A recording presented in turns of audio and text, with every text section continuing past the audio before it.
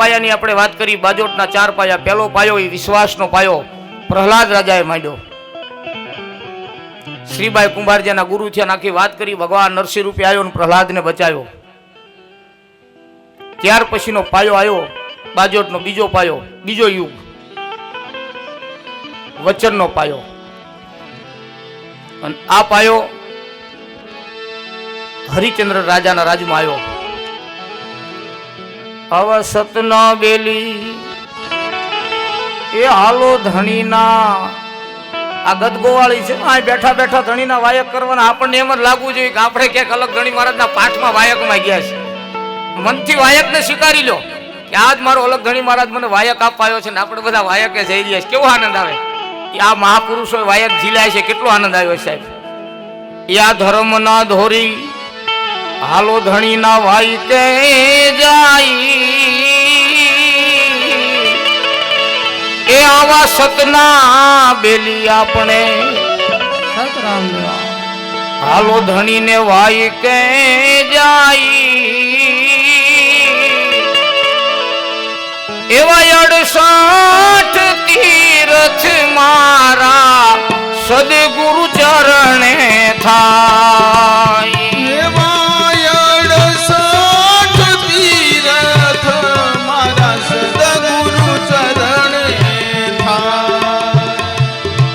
બીજો બીજો જગન રચિયો હરિચંદ્ર રાય, હરિચંદ્ર રાય એવા રેવત ને દોરીને આયા ધણીને દરબાર. એવા રેવતને દોરીને લાવ્યા ધણીના દરબાર. કાલે અહંકાર રૂપી હસ્તી હાથી હતો, આજે મન રૂપી રેવત એટલે ઘોડો છે.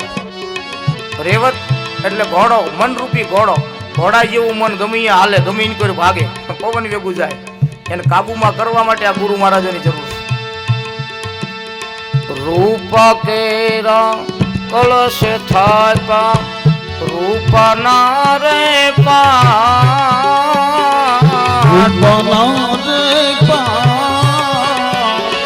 રૂપલા સિંહાસન બેઠા ન કલંગી રાય, એવા રૂપલા સિંહાસન બેઠા ન કલંગી રાય.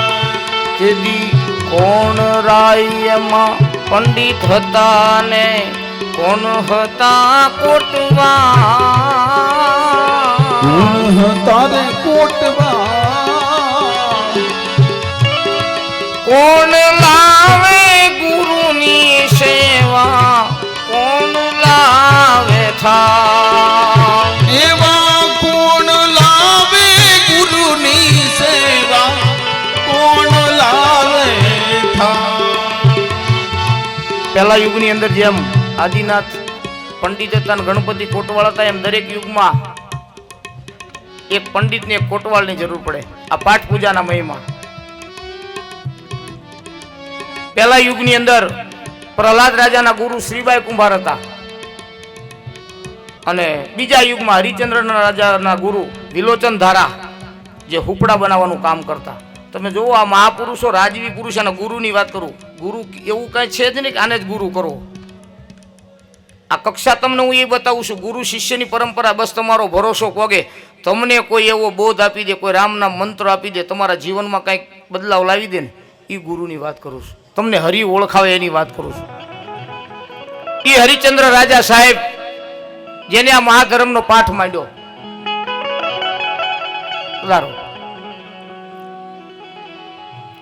અયોધ્યાના રાજા વચનનો પાયો. વચનની કિંમત કેટલી કરી એમણે, એટલે પાયાને વચનનો પાયો કીધો.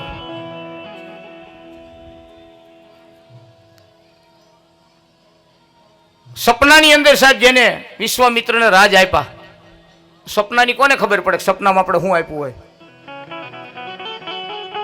છતાં એ રાજપાટ જેને આપી દીધા, અર્પણ કરી દીધા, પાછા ઈના ઈ વિશ્વામિત્ર, આ તો ઘણી બધી લાંબી ઘટના છે. દીકરીના લગ્ન માટે શિકાર કરવા નીકળ્યા ત્યારે બ્રાહ્મણ બનીને માંગવા ગયેલા, કીધું કે રાજમાં આવજો ને આપીશ. તો પાછું કીધું ઓલું વચન આપ્યું હતું યાદ કરો જંગલનું, કે મારા રાજમાં ગમે એટલું લઈ જાઓ, કે રાજ તો તમે મને આપી દીધું, હવે રાજમાં તમારો હક નથી, તો તમારે અલગથી આપવું પડે. અને એના માટે થઈને સાહેબ કાશીના ઘાટ ઉપર વેચાણા. હરિચંદ્ર રાજા, તારામતી અને કુંવર રોહિદાસ.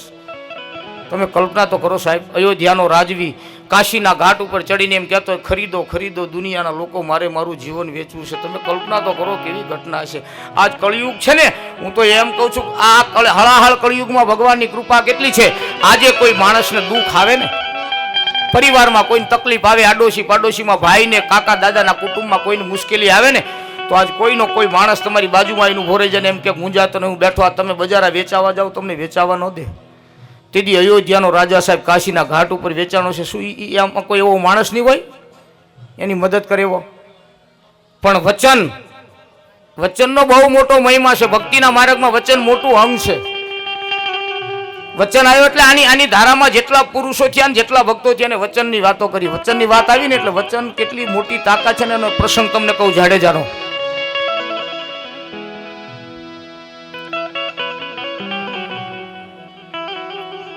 એક દિવસના સમયમાં જેસલ તોરલને વાયક આવ્યું. આ વાયક શબ્દ રામદેવજી મહારાજના પંથમાં આવ્યો. આપણે જેમ આમંત્રણ કહીએ ને એમ અહીંયા વાયકનો શુદ્ધ ગુજરાતી તમને અર્થ કહો એટલે વાયક એટલે આમંત્રણ ટૂંકમાં. પણ એવું આમંત્રણ નહીં. વાયક એટલે તો માથા પડે તો એને પૂરણ કરવું પડે સાહેબ. એકવાર કોઈનું વાયક લઈ લીધું પછી પરિસ્થિતિ ગમે એ આવે. અને વાયકનો મહિમા કેવો, સામેના વ્યક્તિને કંકુ ચોખા કરી કોટવાળોની વાયક દેવા જાય ને આપણા આ પંથની અંદર ખીમડી અને કોટવાળ તરીકે રામદેવજી મહારાજે સ્થાપિત કર્યા છે.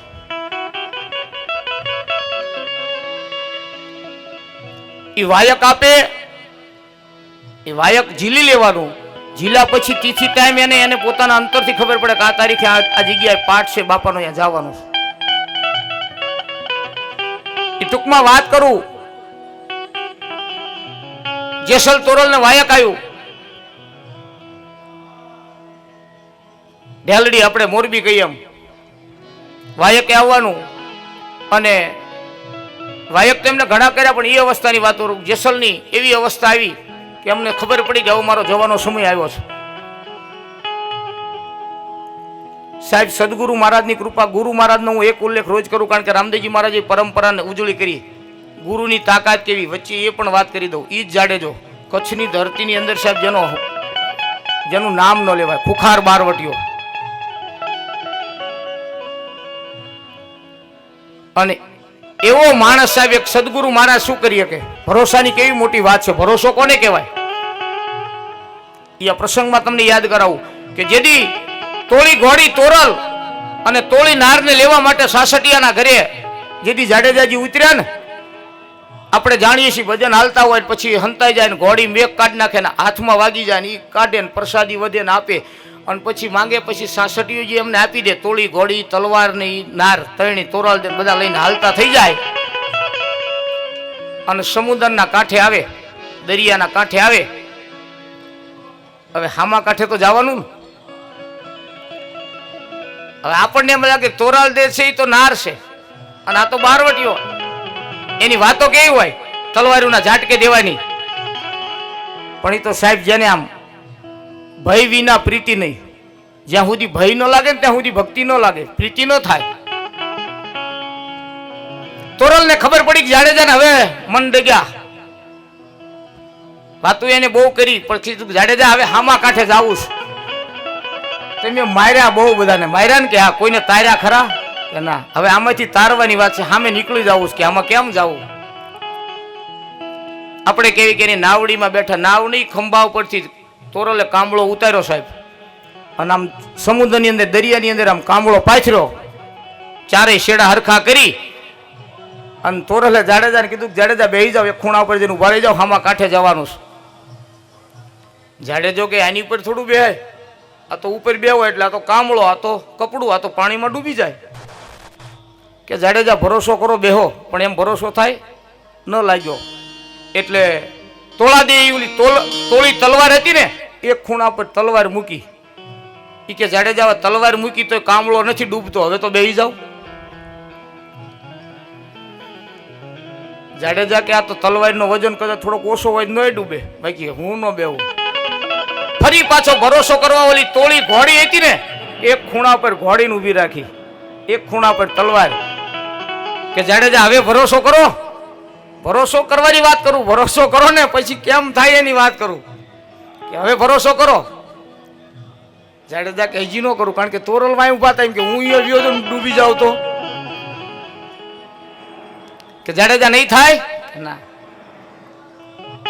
ત્રીજા ખૂણા પર તોરલ ઉભા રહી ગયા કે હવે જાડેજા એક ખૂણો વધ્યો છે અને એકવાર ભરોસો કર મારા અલગ ધણી ઉપર, અને આ ખૂણા પર આવીને યોજા અને અંતરમાંથી તારા પાપને પોકારી લે. આ કાંઠે આપણે તું ઉભા છીએ ને આ કાંઠામાં બારવટીયો છો, હામા કાંઠે તારું નાવડું ઉતારે જો પીર નો કરી દઉં તો હું તોરલ નો કહેવાય ભલામણ. એકવાર ભરોસો કરીને બેહી તો જા નાવડીમાં. અને પછી સાહેબ ઈ જાડેજાને ભરોસો બેઠો, હવે ઈ નાવ ઈ બરોબર ઈ કામળાની માથે આવીને બેઠો અને ઈ કામળો અલગ ધણીના નામનો તોરલે જય જયકાર કરાવીને દરિયામાં હાંક્યો. અધવચ્ચે ગયા ને એટલે થોડીક હલક મારી સાહેબ અલગ ધણી મહારાજની, કારણ કે કોઈને સુધારવા હોય થોડોક આંસકો ભરોસો ઇમનામ થઈ જાય તો બધા કરે, હેરાન થાય ને. અને ડગવા મડી જેથી નાવડી તેથી સાહેબ તોરલ જાડેજાને કહે કે પાપ તારું રે પ્રકાશ જાડેજા, ધર્મ તારો સંભાળ રે.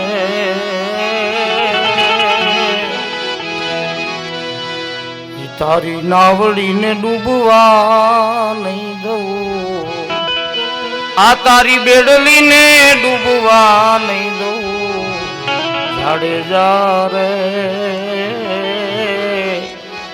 એમ તોરલ કે છે હેજી રે એમ તોરલ કે છે જી. એ જાડેજા એકવાર તારા પાપને પોકારી લે, મારો અલગ ધણી મારા દયાળુ છે. અંતરમાંથી જો પસ્તાવો થાય, હૃદયમાંથી સાચો ભાવ જાગે, તારો પસ્તાવો થાય ને હૃદયના આંસુથી તારા હૃદયમાં એકવાર પસ્તાવો ઉભો કરી, મારો અલગ ધણી મારા દયાળુ છે, તારું બાવડું પકડી લેશે. અને તેથી જાડેજાએ તો ઘણા બધા પાપ પોકાર્યા, એમાંનું એક પાપ છે ને જીવનમાં કોદી ન કરવું સાહેબ. ઈ પાપનો મહિમા બહુ વર્ણન કર્યો. એ લૂટી કુંવારી એ જાન સતી રાણી, ને લૂટી રે કુંવારી જાન રે.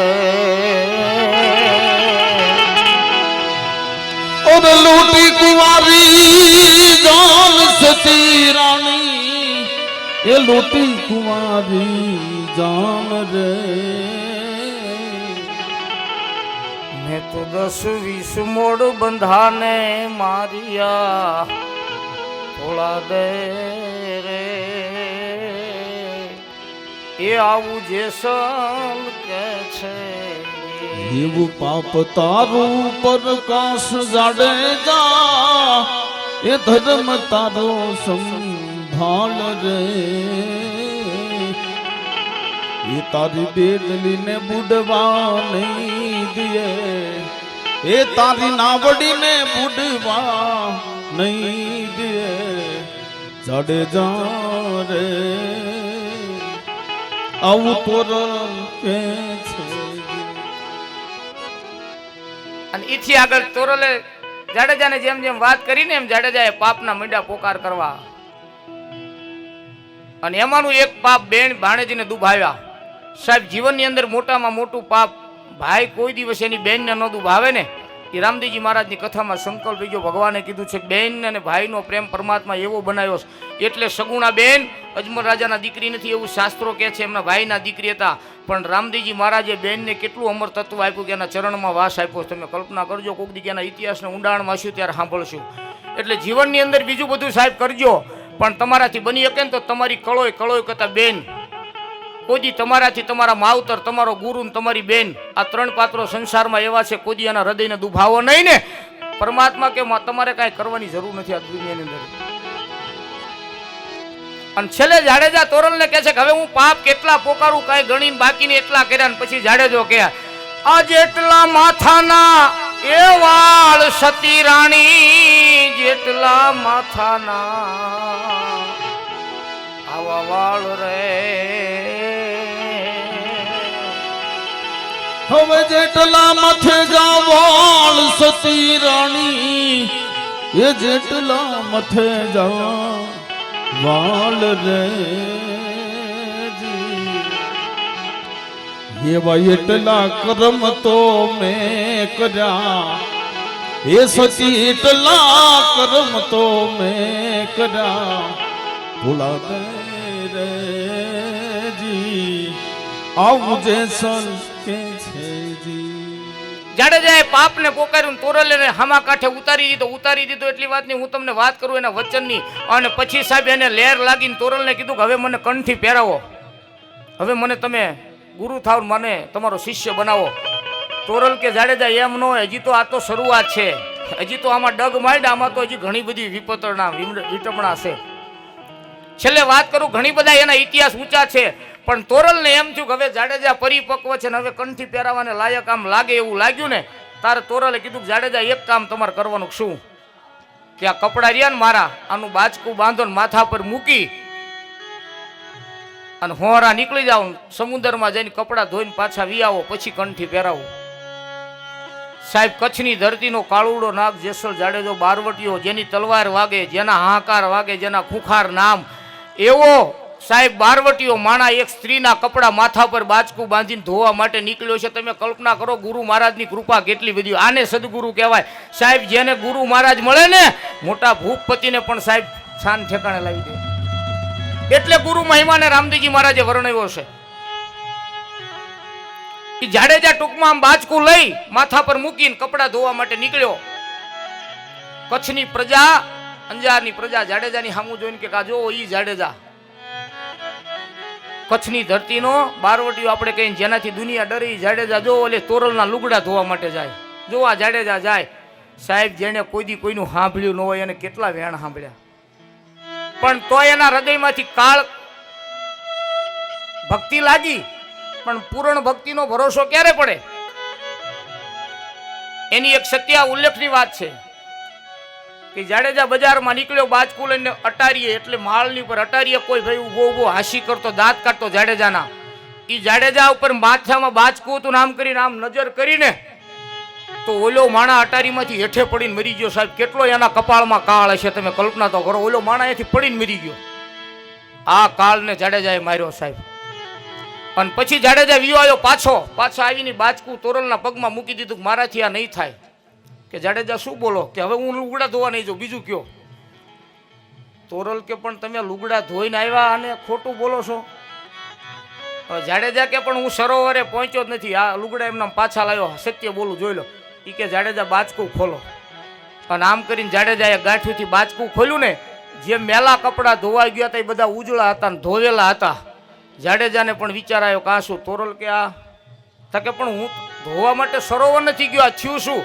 બસ જાડેજા આને ધોયા કોને ને એને ઓળખવા માટે થઈને જ આ ભજનની તાકાત છે. આને કોને ધોઈને આને ઉજળા કરી દીધા ને એને ઓળખવો છે એટલે. અને પછી જાડેજાએ કંઠી પહેરીને પછી ભજનની લહેર લાગી સાહેબ. ખૂબ એના ભજનો લખાણા, વાતી કરતો વચનની. પછી વાયકે જવાનું થયું. જાડેજાએ કીધું કે હવે તોરલ મારો સમય આવી ગયો છે, તમે વાયકે જી આવો, મને રહેવાઈ દો. અને તેથી હાલતા હાલતા તોરલે કીધું તો જાડેજા મને વચન આપો કે હું પાછી આવું વાયક, ત્યાં સુધી તમારે રહેવાનું. જવાનું એટલે મૃત્યુલોક છોડવાની વાત છે. તમે વિચારો, આ જેવા તેવા વચનની વાત હું નથી કરતો. આ બીજા ગામ ન જતા ને હવે રોકાઈ ગયો હું આવું પછી જજો એની વાત નથી. અલગ ગણીને મળવાની વાત છે. જાડેજાએ કીધું કે જાઓ તમે આવો પછી હું જઈશ. ટૂંકમાં એ તોળાદે વાયકે આયા. ઉગમસિંહ બાપા રાજ પાટની ગાદી પર બેઠેલા અને સતી તોળાદે વાયકે આવ્યા. વાયકે આવી અને બેઠા ને દર્શન કર્યા ને એમાં છે જોત ઝાંખી પડી. એટલે ગુરુ મહારાજને ઉગમસિંહ બાપાને તોરલે કીધું બાપા જોત કેમ ઝાંખી દેખાય છે? પધારો બાપા પધારો.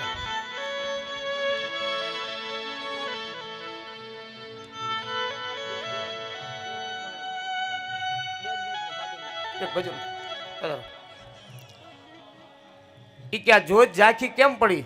અને તેથી ઉગમસિંહ બાપાએ એમ કીધું કે તોરલ કોઈ ગતનો જીવ ગતમાં ભળી રહ્યો છે ને એવી મારી આ જોત કે છે બાપાની. એ ગતનો ગોઠી કોઈ ગતનો જોઈ ગોઠી ગતમાં ભળે છે, એ ગતનો જીવ ગતમાં ભળે છે. એટલું ઉગમસિંહ બાપા બોલ્યા ને તા તો તોરલને ધ્રાસકો પડ્યો. તો એ મારો જાડેજો જ હોય, બીજું કોઈ હોય નહીં. મારો જાડેજો જ જાય છે. તોરલને ધ્રાસકો પડ્યો કે મારો જાડેજો જાય છે.